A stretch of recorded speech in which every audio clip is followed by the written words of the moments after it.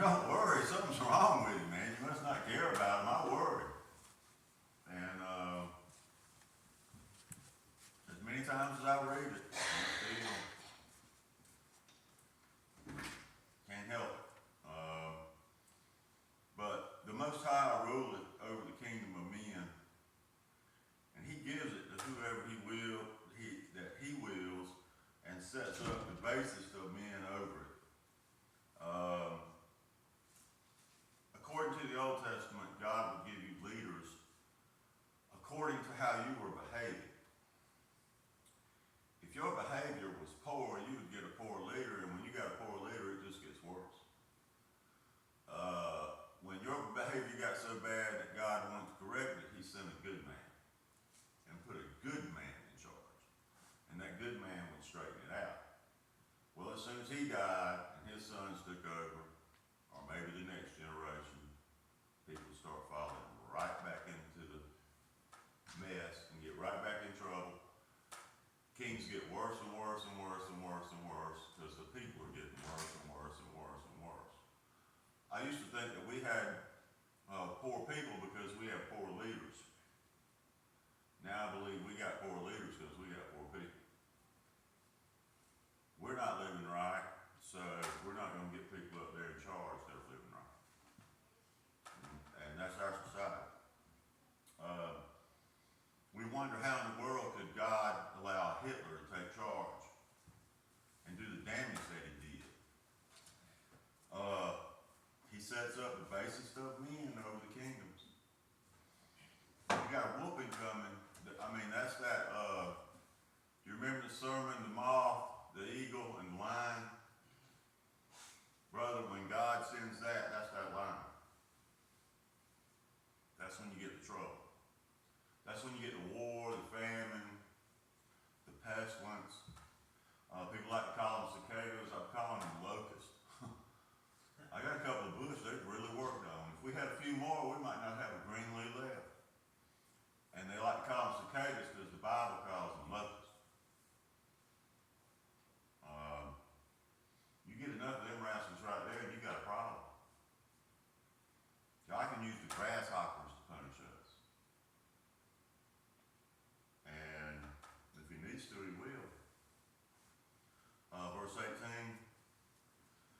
This dream I, Nebuchadnezzar, have seen. Now thou, O Belshazzar, declare the interpretation thereof. For as much as all the wise men of my kingdom are not able to make known unto me the interpretation, but thou art able, for the spirit of the holy gods is in thee. Then Daniel, whose name was Belshazzar, was astonished for about 1 hour. That simply means that he was basically went into a trance type state, a dreamlike state, and his thoughts troubled him. The king spake and said, Belshazzar, let not the dream or the interpretation thereof trouble thee. Belshazzar answered and said, my Lord, be to them, the dream be to them that hate thee, and the interpretation thereof to thine enemies. He was letting him know, what I see ain't good for you. It's good for the people that don't like it. And I'm really scared to tell you. Can you imagine seeing something bad in somebody's future and having to tell them about it? That would be terrible. A guy I listened to on the radio was told that his wife was dying of cancer, that there was nothing to do, and there was an emergency in the emergency room, and they called all available doctors to the emergency room. So he had to be the one to tell his wife that.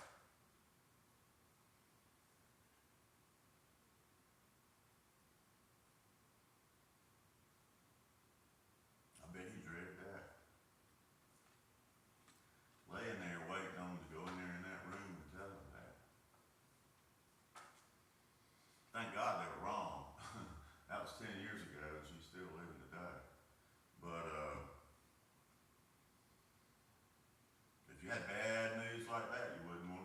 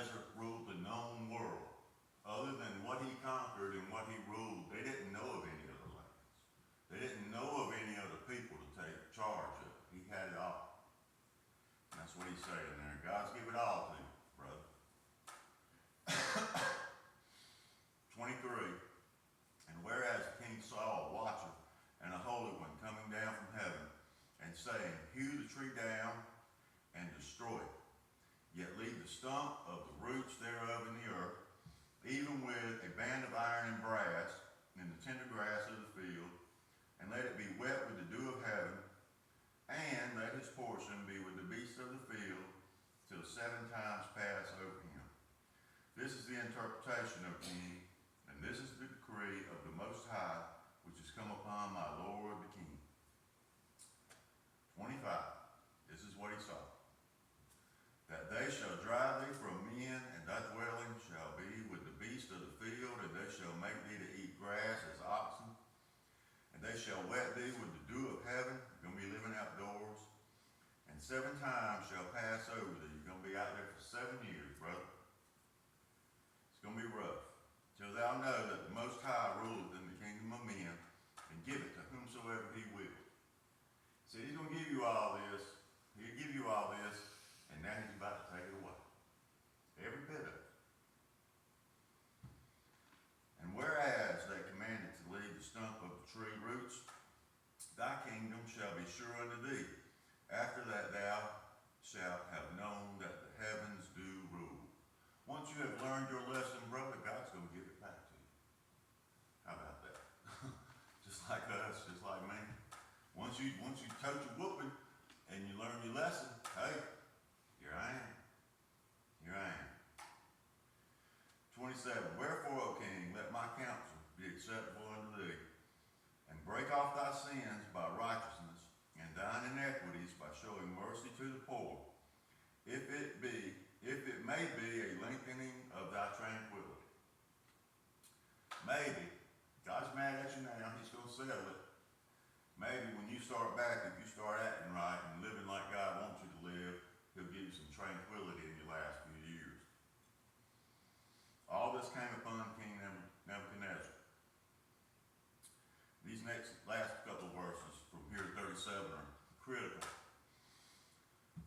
29, at the end of 12 months, he walked in the palace of the kingdom of Babylon. All right, and this verse right here is what he says. The king spake and said, Is not this great Babylon that I have built for the house of the kingdom by the might of my power, and for the honor of my majesty, He left somebody out there, didn't he? You take all credit. Yes, sir. This is my kingdom. I did it. It's mine. I took it. I'm the greatest that ever lived. I'm the best. I understand that way of thinking. As wrong-headed as you can be when you thinking like that, brother. Either God or somebody's about to come along and ring your bell. Well, that's what he said. While the word was in the king's mouth. While he's talking this big talk, there fell a voice from heaven saying, O King Nebuchadnezzar, to thee it is spoken, the kingdom is departed from thee. All right, this next verse is what he gets. These next 2 verses is what he gets. He's told you how great he was and how big and bad he was. All right, these next 2 tell you just how big and bad he is. And they shall drive thee from men, and thy dwelling shall be with the beasts of the field, just like God said. They shall make thee to eat grass as oxen, just like God said. And 7 times shall pass over thee, until thou know that the Most High ruleth in the kingdom of men, and give it to whomsoever he will. The same hour was the thing fulfilled upon Nebuchadnezzar, all those bad things. And he was driven from men, and did eat grass as an oxen. And his body was wet with the dew of heaven, till the hairs were grown like eagle's feathers, and his nails were like birds' claws. All right, so if you talk big and God hears it, and you make him mad, you can talk big around men all you want to. Some of them might stand up and knock you out. Most of them just ignore you, not pay you no attention, loud them out. You go on and excuse you. But if you make that one mad, you get the hammer. You bigger than me, are you? Okay. Today's your day. Before you even spit it out of your mouth, I am bigger than God. Before you even get to that D in God, it's already coming down. You ain't even got to say it. That's what we're dealing with. That's the fear of God right there. If you don't think he's got that hammer right over your head and my head, yes he does. Yes he does. I'm scared to death of it.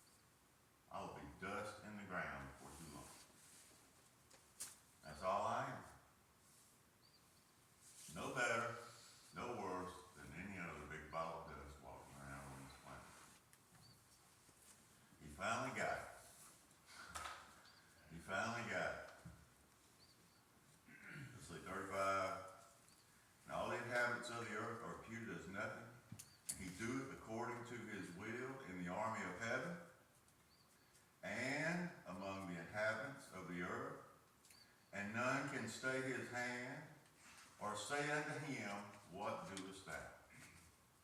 You wanna ask God what he's doing? Hey, buddy, what you doing over there? Whatever I want to. You better listen, man. You better not mess with him. Who asked him that? What are you doing? What do you think you're doing over there? This unsaved Gentile, he got it. He got it. That took 7 years of beating for this old man to come around. I believe after I had a man tell me, hey, this is going to happen to you. And then it actually happened to me, and I'm out there eating grass. Wouldn't have took me a day. I was saying, boy, that old Jew hit that one out of the park, didn't he? He hit everything he said God did to me. Lord God, I'm sorry. Whoever was talking to that guy right there, he got me, just like that guy told me.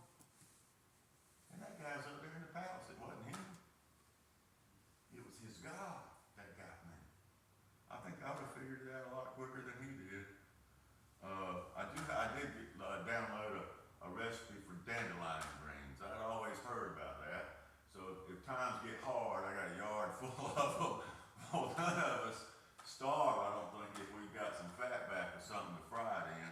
I think we'll be eating pretty good high on the hot. I hadn't got the courage to try it yet, but there's also a butter that you make with the yellow tops. And I was thinking, as many times as I have cursed those evil weeds, because they're just a pestilence. You cut them, tomorrow you gotta cut them again. Tomorrow you gotta cut them again. Tomorrow you gotta cut them again. And the rest of your grass looks good. But dandelions done got knee high. And boy, they're something else. But if you can eat them, might not be so bad as high as groceries are now. Verse 36. At the same time, my reason returned unto me. My thinking come back to me. It took 7 years for God to knock some sense into me. And I'm sitting here talking about this king and mocking him for not being very bright. I didn't get saved until I was 45 years old. I walked a lot longer without him than this old boy right here did. I heard a lot more about him than this old boy right here did. This old boy just had one Jew tell him some gospel one time. And he was supposed to believe him. I wouldn't have believed him either. I heard it from all kinds of preachers. I heard it from my mama all my life. 4 to 5. So it's easy to look back on these people and judge them. And I'm as guilty as anybody. I've sat here and done it. How do those Jews see God in front of their eyes and keep messing up? Well, I see him right out the window. But I still mess up sometimes. Same thing. And I'm messing up. I'm judging them. I wasn't there. I might have been the worst one out of the bunch. I might have got my name in the Bible doing something bad. Way back then. It ain't my place to judge them people back then. But it's easy to do. Hindsight's 20/20. I got a Bible. Them people didn't have no Bible. I can judge Lot for being not such a good fellow. But the New Testament says he was blessed. He knew God. He trusted in God. Before the law, you got to heaven by faith alone. Abraham got in there by faith. Adam got in there by faith. There wasn't a law. The law didn't come in until Moses. And that was for the Jews. And it was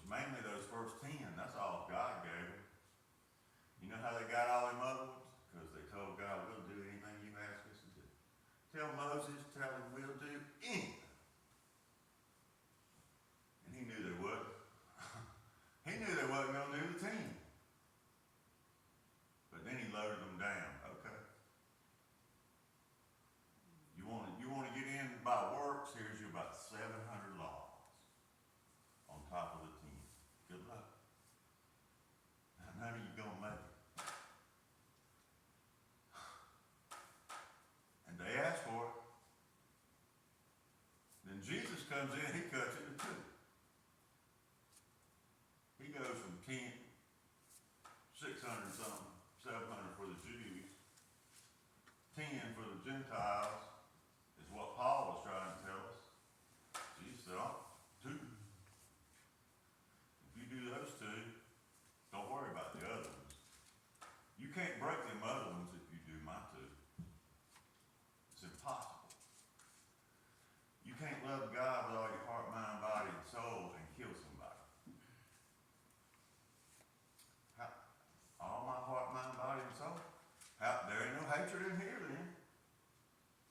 You hate somebody and want to kill them, right? How could I kill somebody? How could I tell y'all a lie? How could I commit adultery on my wife? How could I steal something from somebody? If I love God with all my heart, mind, body, and soul.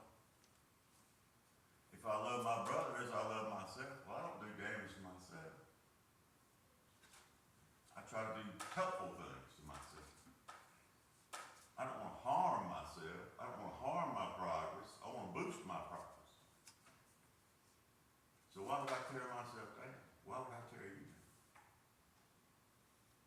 I wouldn't if I was following them 2 commandments. Jesus made it so simple that if you fail, you can't possibly do those 2 things all the time. You're going to think about something to eat sometime today, ain't you? Well, that ain't about God. There's the word right there. There's the bread of life right there. But we all gonna want something to eat today. And we're gonna make provision for that. God knew that. What he was telling us is that you need me. You need to worry about me. And you need to have me on your mind all the time. If you don't, you're gonna fail. And you're gonna fail, so you really need me. That's how we know we're gonna need him. He gives us something to do that you can't do. And he tells you you can't do it from the get-go. Now here you go. Start out. You're gonna fall, son. When you fall, I'm watching. You can either come to me, or you can go to them out there. You can come to me for help, or you can go to anywhere else you want to go. It's up to you, but I'm watching. That's where he wants us to be. Like I say, this man finally gets it. But his reason, his thinking had to come back to it. Until you seriously start questioning, what is the meaning of life? Why am I here? How did all this start? Is there a God in heaven, man? If you don't have answers to those questions in your heart, you're just as lost as a golf ball in the highways. You got to know those things. And you will not know this. I read a headline the other day. I saw it made me sick. It was like 6 or 16% of Christians have a biblical worldview. Well, brother, what kind of view you got? Oh, you one of them monkey Christians. Your kinfolk come from monkeys. Mine didn't. I ain't related to you. I don't want to see you at my family reunion because you ain't in my family, brother. I didn't come from no monkeys. I don't understand the church they go into. What are they scared of? That God created man and woman? You scared to say that in public, brother? You scared you're going to get for that? I think you're an idiot if you don't believe that. How do you even just start trying to prove that ain't true, man? And I'm going to laugh you out of the building, man. I'm going to be unchristian because I'm going to be mocking you. You're going to make me mock your ignorance. And I'm going to jump on it with both boots. Don't tell me God didn't make it. You can believe whatever you want to believe. Hey, you think you're some little fish that swam out of the ocean one day. Well, glory to God, man. There's a lot of beautiful fish out there. You ain't half as pretty as none of them. Some of those fish have got colors that'll knock your socks off. All them tropical fish, they're amazing. They're like looking at a rainbow, man. And it's a living thing. They're iridescent, like turkey feathers. And so you just look at them, you're like, oh, a neon. There ain't no neon down there. That's that fish. It's crazy what God can do. We want to put God in a box, and we want to let our community put God in a box. Oh, God's good over there at that church. They sing pretty music on Sunday. I like sitting on my porch listening to them sometimes. And they're good as long as God stays right there. But they don't want God knocking on their door. They don't want God telling them they're not perfect. Oh, that'll offend my self-righteousness. I'm going to heaven. I ain't never killed nobody. I'm not as bad as my neighbor. You let me in. The way they see it is not how I want to see it. The way people in general see it, that ain't why I get up every day and read my Bible. I'm not interested in the world's opinion. If I was, I'd ask. And I'm not gonna, if I wanted, I'll ask. If I'm interested, I'll ask. But if I don't ask, I don't want it. I don't want it. And if it conflicts with this, if you go to church and you claim to be a Christian and you don't have a biblical worldview, how did you get saved? Who saved you? What were you saved from? What was going to happen to you if you didn't get saved? Where do you get all that except the Bible? Newspaper? News channel? They don't ever talk about it. What did you get saved from, brother? I got saved from my sins. I got saved from eternal fire. That's what I got saved from. And I got saved by a Savior. And I got saved by His shed blood. Why do I believe that? Because He said so. Now that might not be good enough for the world. I couldn't care less. It wasn't good enough for me for years. If they want to turn their back on